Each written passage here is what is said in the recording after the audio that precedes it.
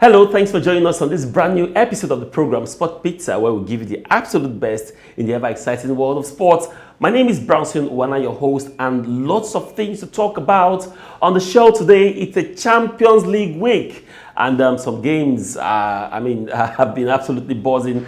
And of course, UEFA Europa League, Europa Conference League, and of course, weekend we're going to be having league. What a period to enjoy football. Now, from now all the way till December, there's going to be lots of footballing game to be played. And of course, one of our players making the rounds, headlines in Europe, Victor OSIMHEN, scoring and making big things happen for Napoli this season. A lot of things we're looking at. And also, we are hearing reports that, of course, last week we looked at Tyson Fury, of course, and how he took out Deontay Wilder. Guess what, guys? Deontay Wilder wants fourth bout. With that bout come to be, time will tell. Let's take a very quick break. When we come back, my strike partner joins me.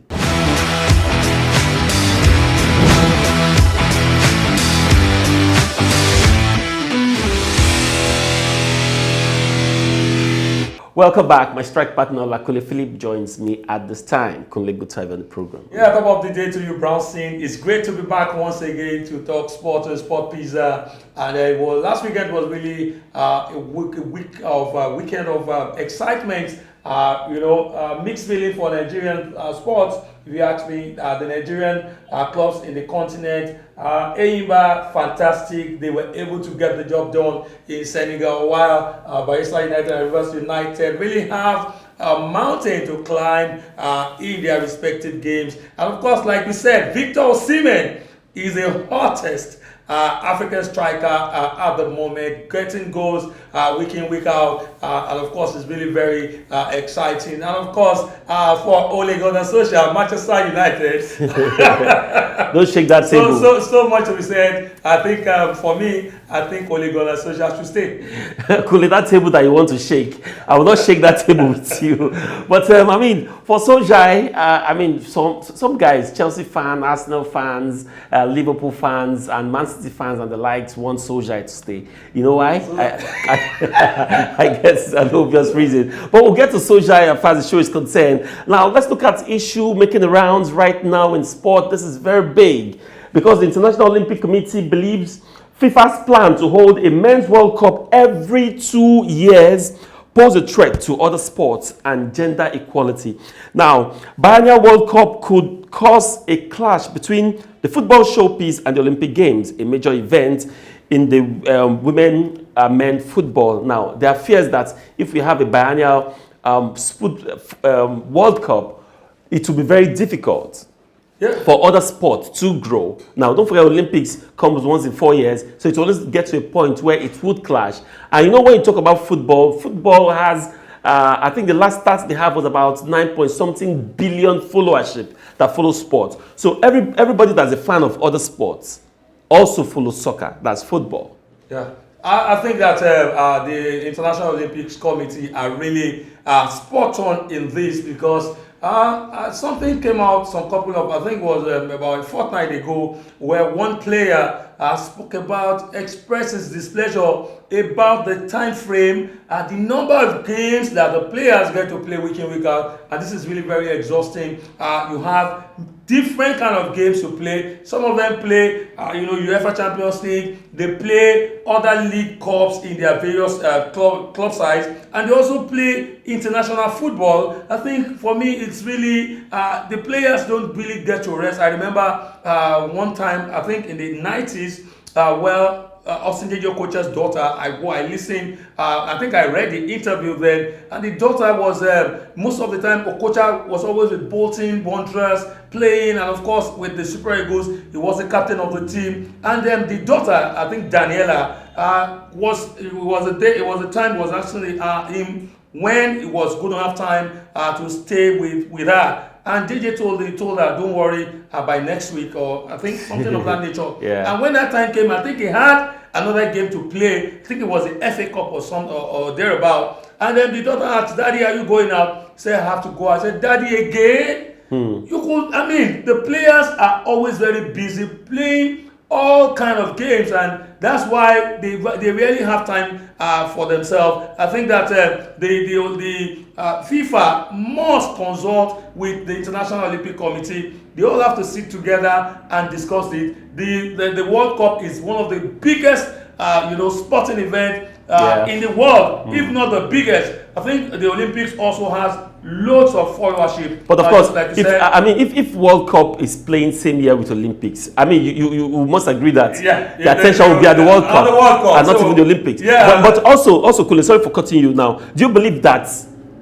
biannual World Cup will hinder development of sport generally? Do you agree with that LOC statement? Yeah, I don't agree. I don't think I agree. It will even make the sport. It will improve football for me. But do you think other sports will suffer if that happens? Yes, I think they are just saying things from their own perspective, in the sense that they wouldn't be able to watch, the whole world, and attention will be shifted to football than the other sports that they are talking about, athletics and other sports. But I think in the area of development, I think that the sport talking about football will not suffer. All right. So, they're not even talking about football, because, biennial football, if you put it to vote, most people want biennial World Cup. I want to see these big guys play every time. But they're worried that if we have World Cup once in 2 years, other sports, athletics, badminton and the likes, would suffer. Most of those athletes would just be doing for themselves without people getting to see them. That's some of the fears. There's also fear about the women football, that it will affect women football development. I don't agree with that. I don't think there's any way you can agree. The women are going to play their football. The men are going to play the World Cup. I think that anytime, what they're just going to do is to ensure that, if it actually falls to the same year or year before, make the adequate preparation, make the necessary announcements and all of that publicity, so that the whole world can attract as many sponsorship as it always attracts. So for me, it's different. The World Cup is different if it's played biannually, once in 2 years. Yeah, once in 2 years. If it's played 4 years, I think it will even help the development of the game. Look at what is happening with Europe presently. I think the European Nations League is really helping the teams. You could see, I remember back in the days when you have England play against Georgia, you could actually be expecting, over 6-7, 8-0 result. But presently, the teams are coming up. You could see the development. Some teams like Kazakhstan, Finland, and all of them, even Greece at some point in time were down. But right now, most of these teams are coming up, and they are trying to match the big team. So I think that it boils down to, engagement. They've been engaging these teams, and they get to play them regularly, and it aids and develop the players. So for me, it's not, it won't affect anybody except for the players. If they are talking from the perspective of the fact that the players are going to have to play more games, which for me will have fatigue and all of that to set in, I will agree. But affecting it in any way, I don't think so. Playing it biannually will help the players. That's Kunle's view right there. But it's very important for both FIFA and all the stakeholders in football to come together now, because there's African Cup of Nations, which is played biannually. You have Euro qualifiers, and then you have South American. They have their own competition and all of that. So it may just be too much for these players to play a long season where you play apart from the league. There are some other cups in between. There's Champions League, and now there's World Cup, and the following year will be Euros. The following year, I think it might just be too much for these players, something for the management team to think about. Now, talking about World Cup qualifiers, it's also important to know that World Cup is played 2 years. For instance, the qualifying series is the World Cup itself. Now, that's why World Cup tournament is called World Cup Finals. The 32 teams go to the finals to fight for the title, but the World Cup starts when the qualifying series starts. That means we're already playing the World Cup right now, but the finals would be in Qatar, just to make that clear. Now, let's talk about Super Eagles of Nigeria. We are just this close to getting to the final phase of qualifying to the World Cup. 2 more games to go. We saw how our players fared 2 weeks ago. We were supposed to pick up 6 points and qualify to the next for the next round, but of course we just didn't get that done. We picked up 3 out of 6 points, which wasn't too bad. We are 2 points ahead of the table. But Kunle, what should the Super Eagles do to get their job very easy qualifying to the World Cup? Very simple, Brownson. We are going to be playing against Liberia in the next game. Initially, the game was scheduled for Cameroon, Douala, but from the news we're getting, I think has it that the stadium in Monrovia is being constructed right now. If the pictures we're seeing there is anything to go by, I think that the pitch will be ready and the game will be played in Monrovia. But it's going to be very tough. I felt that yes, it might just be a bit easy for Nigeria in Douala, Cameroon, because it's going to more or less like a neutral ground. But if it will be played in Monrovia, then we really need to bring our A game to fore, because the last time these guys, the Liberians, the Lone Stars were in Nigeria, they gave us a very tough time. It took Kelechi's brilliance to really get the 3 points from them. And, they would fancy, the coach spoke about the fact that tactically they were better than the Super Eagles. And, when you look at the game and the way the manner it was played as well, I think that they were tactically better, but we had better quality, and the brilliance of some of our classical players came to fore in that game. And so what we need to do is simple. Go out there, wherever the game will be played, Monrovia or Douala, go out there and get a win. The 3 maximum points in the bag. Then the last game will be very massive. The Liberians, like I said last week, are down because they lost 2 games against Cape Verde. They lost those 2 games. So as it stands now, I think in the group they stand no chance of qualifying, but they can be a spoiler. They can be a spoiler. The last game against Cape Verde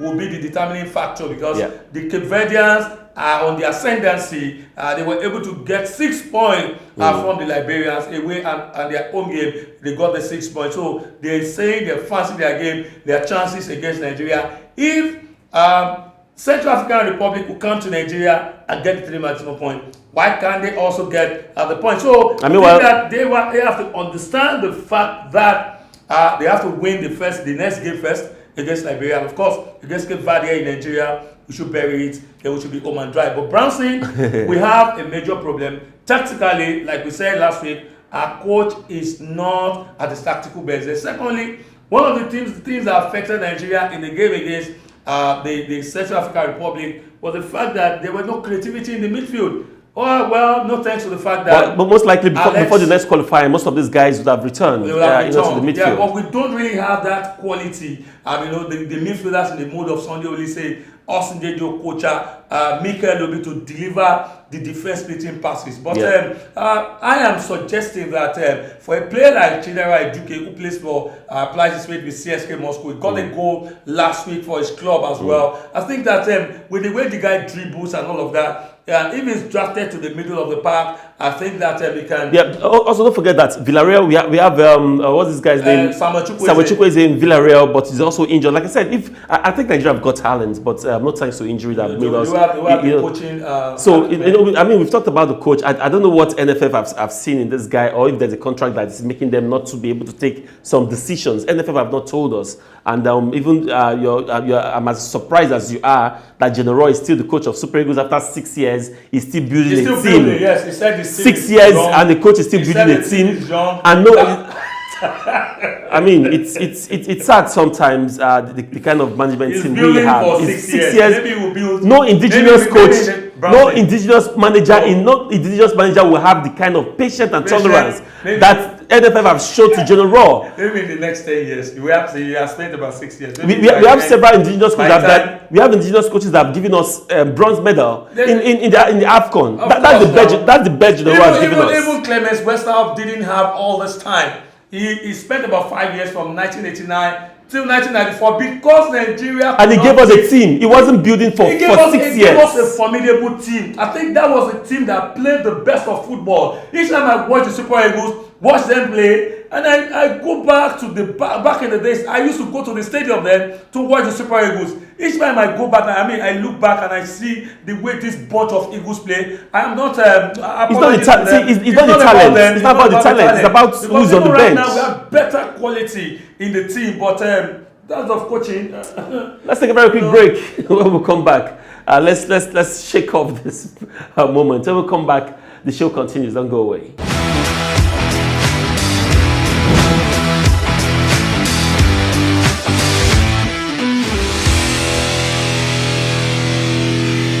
Welcome back. Now let's take you to England, where last Saturday Liverpool forward Mohamed Salah became a joint top scorer, African scorer in the Premier League. Now, one goal against Watford was enough to equal record of Chelsea legend Didier Drogba. Now, I was shocked to see that Drogba has scored just 104 goals in his illustrious career with Chelsea, and Mo Salah also has 104 goals. But it's yet to see who has played more games than each other. Kunle will give us the update on that. But I mean, Mo Salah, 104 goals, many more games to play, is definitely a pace setter. Yeah, a pace setter. Like you said, Mo Salah has only played 166 games, and Didier Drogba played over 254 games. He played 254 games before he could attain that height. And just like you said, I think when you listen to the interviews of Didier Drogba, when it talks, he said he didn't score many goals in his illustrious career, but what he did was to score important goals. And you will agree with me that Didier Drogba was very pivotal with all, in all the club sides. So I would say Salah has not scored important goals. He has. But I think that when you give it to Mo Salah, I think he has done much better, being able to score. And Mo Salah is not the top 9. He's not the top 9. He's not the top 9. He's the fourth player. I think the guy has really hit the ground running massively.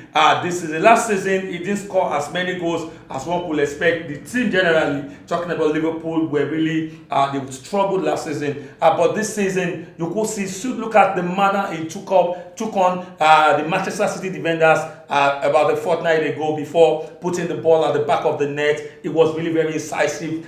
Very delight. It was a delight to watch. And against Watford last week as well. Look at the manner. The guys really had a turbulent time. Getting to stop Mo Salah. And you will see the manner he also took that goal. I think that these guys really have a lot to still offer. They still have goals to score. Mo Salah, fantastic. And I'm sure for him. And of course, I'm sure he has like 2 more seasons. I'm sure he has 2 more seasons to go. And we also hear that the man is about 100 goals. 100 goals thereabout, just few goals shy of 104. Yeah, Mane scored. He has scored 100 goals, and then one good thing about Mane as well, he hasn't played as many games as well as the likes of Didier Drogba, the likes of our own Yakuba Egbeni, who is ranked among the highest goals African scorers. But Mane has not scored a single penalty. Over the 100 goals he has scored from open play. Fantastic. Fantastic. That's really very massive. I'm telling you, these guys, they've set good records for themselves. Now, talking about another player who is setting good record for himself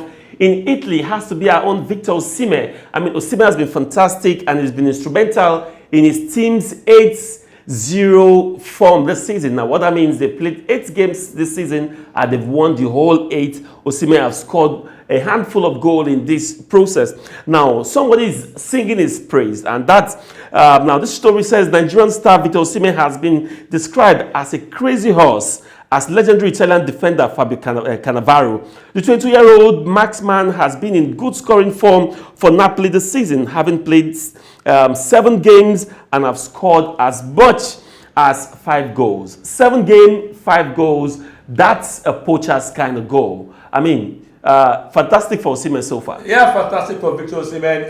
You could see last week against Torino, he got the needed goal to ensure that the team continued. They maintained their 100% record, making it the 6th. In 8 games was really very massive for him. Despite the fact that most of the time he doesn't really get those chances. I think that I have my reservation about the attack of SSC Napoli, because at times they don't really get to give him Insigne. Like for me, is a bit selfish, and it's really, despite all of those things, he's still able to getting those goals, getting those important goals for SSC Napoli. And when a player like Cannavaro talks about an ex-international, a player who was ranked among the best in the world and one of the best defenders in the world back in the days, he's talking about a player. Definitely, he's got something. The guy is really doing well. He said he's always absolutely unstoppable anytime that the defenders must always be ready to work for 90 minutes before they can't stop him. And also, he's making a prediction that with the way things are going, Napoli might just end up winning the Scudetto. But of course, time will tell. It's the early days. Early days. He also felt that AC Milan and also Inter Milan has their own chances of winning. But of course, time will tell. Time will tell, definitely. And of course, Napoli takes on Roma this weekend. Let's see how well that goes when they take on the special ones side this weekend. Now, let's move away from football a bit and talk about boxing. Now, in boxing, 2 weeks ago, we saw Tyson Fury, Deontay Wilder 3. And we know how it ended. 11th round wasn't a smiling moment for Deontay Wilder as he was knocked down. At some point, people thought that the game should have ended a long time ago, but he was very strong. He took the blows. At some point, he got injured in his, I think, left ear. And of course, the rest is history. Now, that's not the story. Deontay Wilder wants Fury Wilder 4. And we are asking, what else is he looking for? You've been beaten 3 times. You want to go the 4th. Why? What does he want again? Brownson, there's something they used to say in the Yoruba land. You have to, I think, before guy. Is that you have to accept that you have to accept defeat. Because for someone who has beaten you, they say once beaten, twice shy. You were beaten the second time. Twice beaten, twice shy. Well, the first one ended in a draw. But when you look at the bout itself, you will agree with me that Fury took that bout. He dominated the last one. True. So the second bout was convincing. He lost. He gave him a spanking of his life. And this particular one, yes, Deontay Wilder gave it a shot, but his best wasn't good enough. He gave it a shot in his first 4th round. I think from 5th round to 11, it was Wilder. It was Fury all the way. Kiss the canvas at the end. I don't see any reason why there should be a rematch. I think that he should think about fighting other boxers. There was a news I heard earlier that he intends fighting Anthony Joshua, but I don't know how true that is. But coming up again to say he wants to fight Tyson Fury, I think he might not just be lucky. Tyson Fury for on his behalf. That bout should not hold. Kunle, thank you so much for covering the show. Want to believe you enjoyed that. Now, with that's the wrap on the show for this week. Thank you so much for being a part of it. Now, don't forget to follow us on all our social media platforms that is displaying on the screen right now. Feel free to drop a message. We'll be so glad to hear from you. Also, go to YouTube, Sport Pizza, and subscribe to our YouTube channel. My name is Brownson, and until I come your way next week, have yourself a beautiful day.